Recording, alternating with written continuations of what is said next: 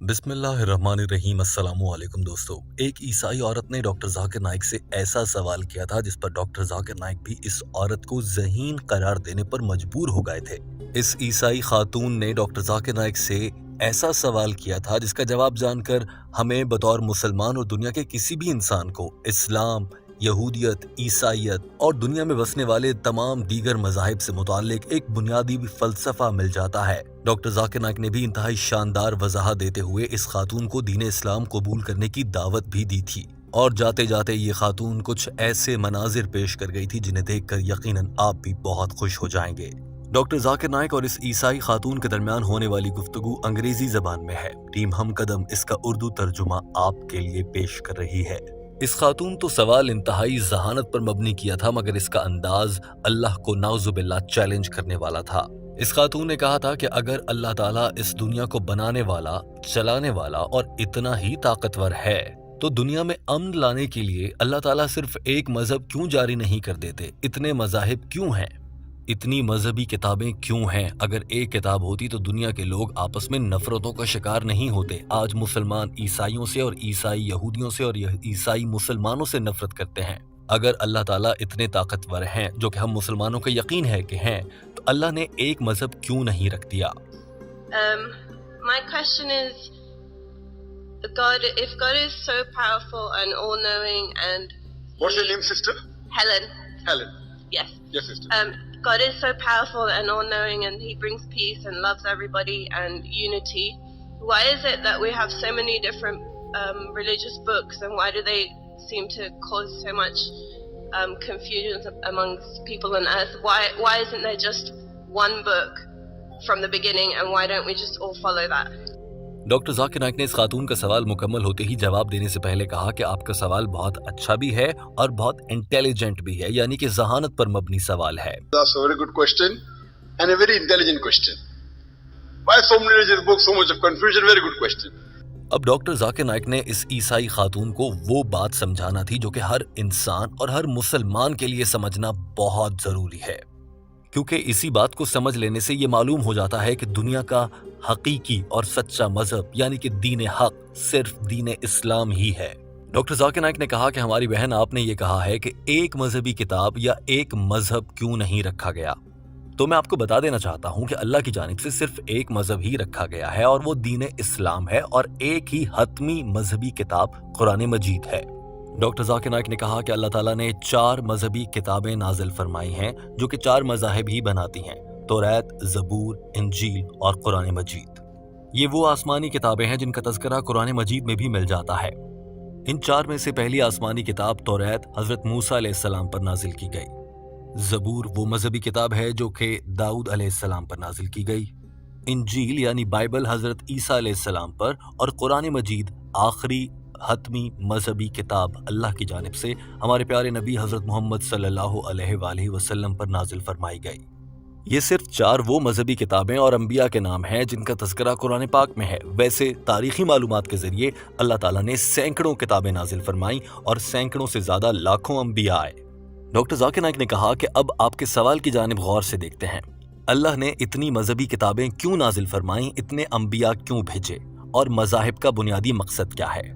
مذہب یا انسانوں کے لیے ایک زندگی جینے کے ضابطے کا مقصد یہ ہے کہ اس انسانیت کو بتایا جائے کہ تمہیں بنانے والے نے کیا کہا ہے کہ زندگی کیسے جینی ہے، یعنی کہ انسانیت کو سکھانے کے لیے مذہبی کتابیں بھیجی گئیں۔ لیکن سیکھنے کے بھی تو درجات ہوتے ہیں۔ جب آپ سادہ چیزیں سیکھ لیتے ہیں تو پھر کچھ پیچیدہ اور پھر مزید پیچیدہ چیزیں اور سمجھ میں آنے والی مشکل باتیں بتائی جاتی ہیں۔ اسی طرح سے اللہ تعالیٰ نے انسانیت کے مختلف ادوار میں سینکڑوں سالوں بعد جب انسان کچھ بہتر ہو جاتے تو ایک نئی مذہبی کتاب نازل فرمائی جاتی، ایک نئے نبی کو بھیجا جاتا۔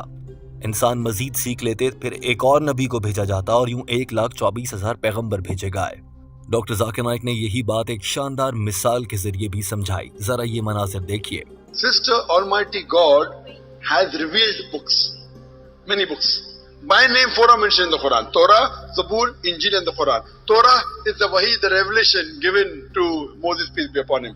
Zabur is the wahi, the revelation given to David, peace be upon him.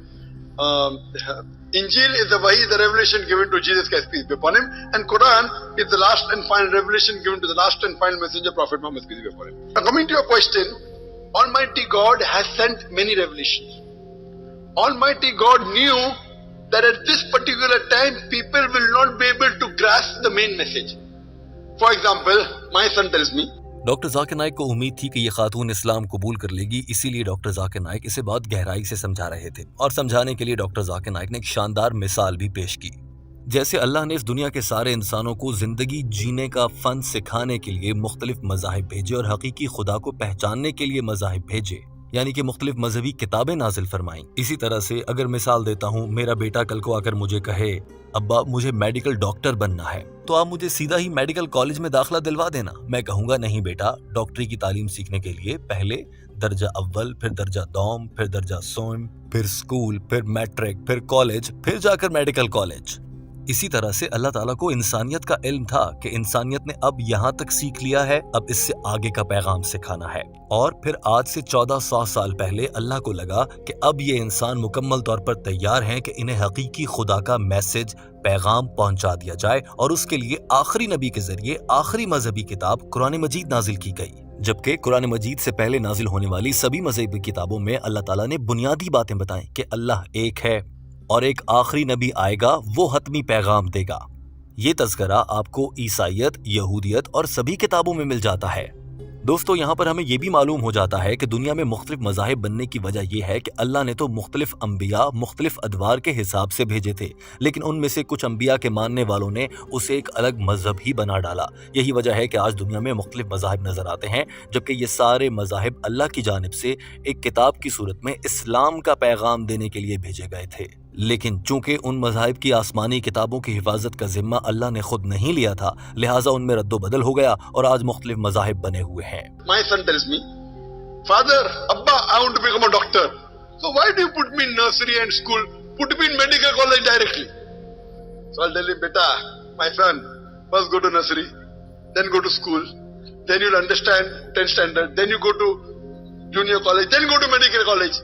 Similarly, Almighty God knows when human beings develop, the time that they will understand the last and final revelation, the Quran, is 1400 years back. Allah is our creator.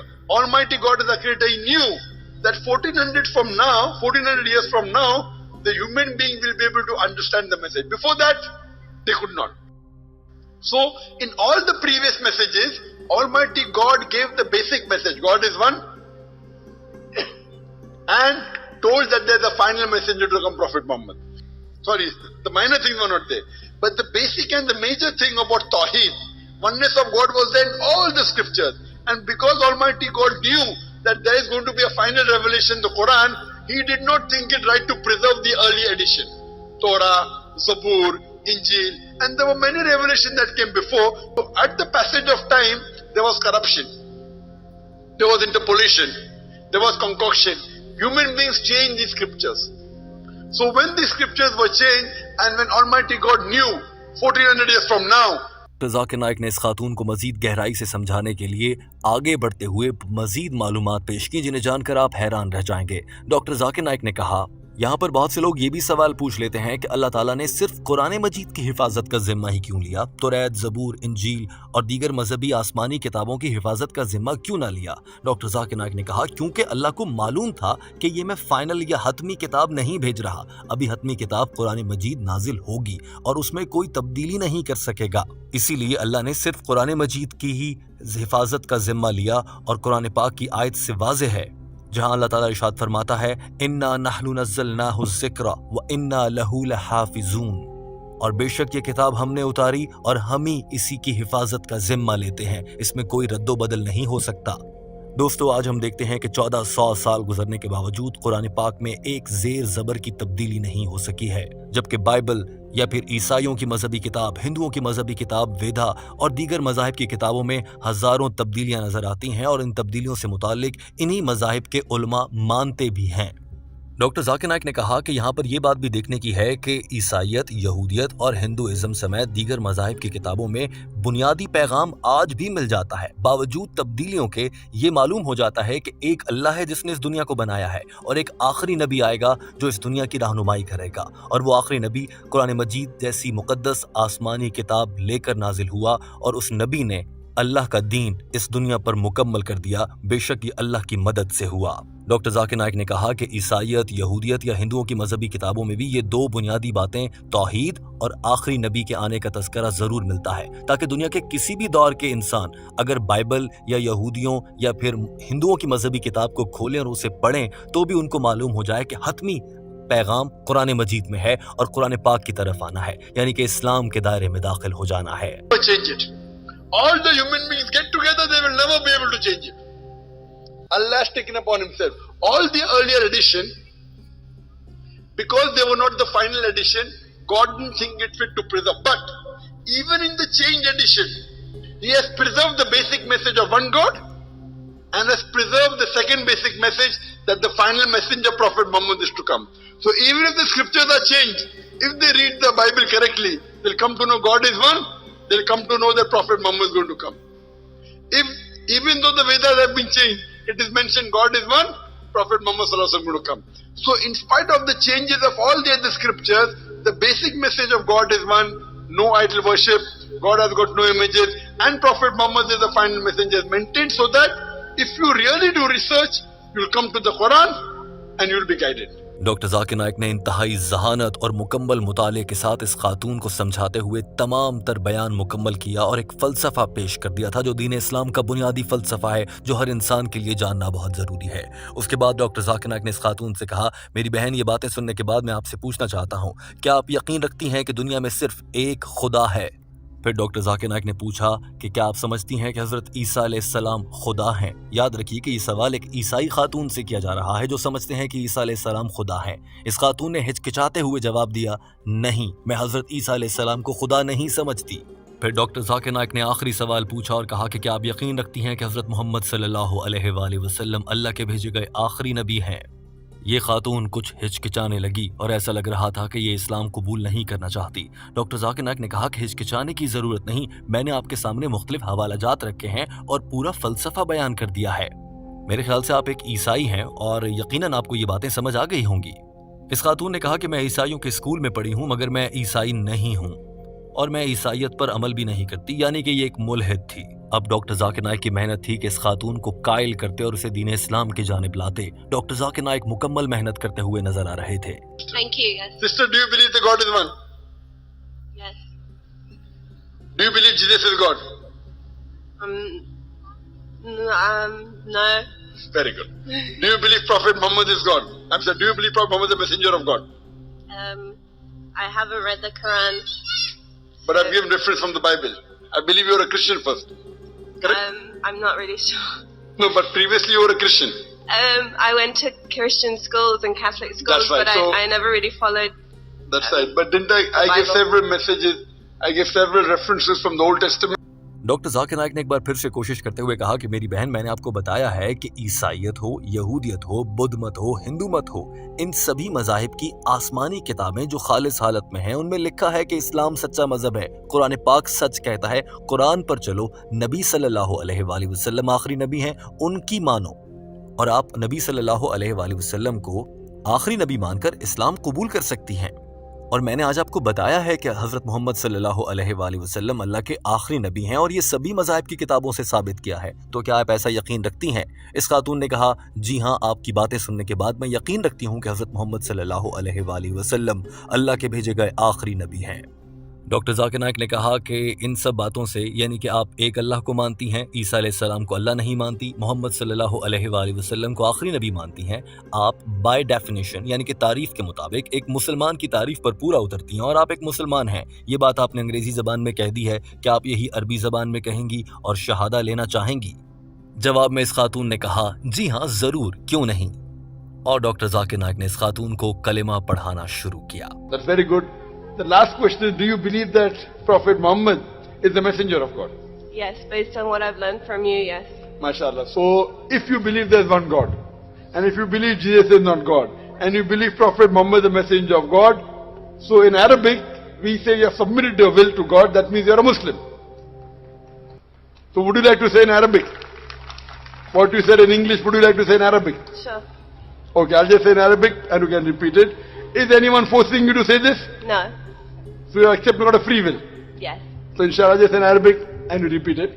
اشہدو أشهد اللہ ألا الہ إله الا اللہ إلا الله واشہدو وأشهد ان أن محمدا محمدا عبدہ عبده ورسولہ. ورسوله. We have entered the fold of Islam and we pray to Allah subhanahu wa ta'ala. یہ خاتون دین اسلام قبول کر چکی تھی اور ڈاکٹر ذاکر نائک اسے مبارکباد دے رہے تھے. دوستو، ڈاکٹر ذاکر نائک کی اس شاندار ذہانت اور انداز بیان پر جہاں وہ پوری بات سمجھا دیتے ہیں، اس پر آپ کیا کامنٹ کرنا چاہیں گے؟ ضرور کامنٹ کیجئے. اور اسلام قبول کرنے والی اس بہن کو کیا پیغام دینا چاہیں گے؟ اپنا بہت سارا خیال رکھیے. ہمارے چینل ہم قدم کو سبسکرائب کر لیجئے تاکہ ایسی ہی مزید ویڈیوز آپ تک پہنچتی رہیں. اللہ حافظ.